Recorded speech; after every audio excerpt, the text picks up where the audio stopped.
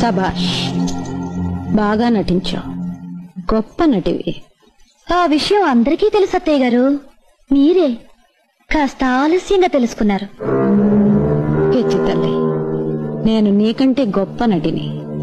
నేను నటించడం మొదలుపెట్టేసరికి నువ్వింకా పుట్టలేదు అని అంటాననుకున్నావు కదూ? అనను. ఎందుకంటే ఆ మాత్రం తెలుసుకునే తెలివితేటలు నీకున్నాయని నాకు తెలుసు. కోడలు తెలివితేటలు మెచ్చుకునే అత్తగారు దొరకడం ఎంత అదృష్టం అని నేను మురిసిపోతున్నాను. ఇన్నాళ్లకు ఎత్తుకు పైవెత్తు వేసే సమూచి దొరికిందని మీరు మురిసిపోతున్నారు కాదు? ఎత్తెంతో తెలుసుకోకుండా ఎగిరెగిరి పడితే మూతి పళ్ళు రాలిపోతాయి అని నేను చెప్పనమ్మా. రాలిపోయిన పళ్ళు కట్టించుకున్న అనుభవజ్ఞులు ఎదురుగా కనిపిస్తుంటే నాకు ఆ మాత్రం తెలీదా? ఈసారైనా కాస్త జాగ్రత్తగా ఉండండి నేను చెబుతున్నాను అత్తయ్య గారు. 20 ఏళ్ల కుర్రకొంకో కాబట్టి నోటికొచ్చిందల్లా వాగుతున్నావు. 60 ఏళ్ల అనుభవం ఉన్నదాని కాబట్టి నేను నీలాగా వాగను.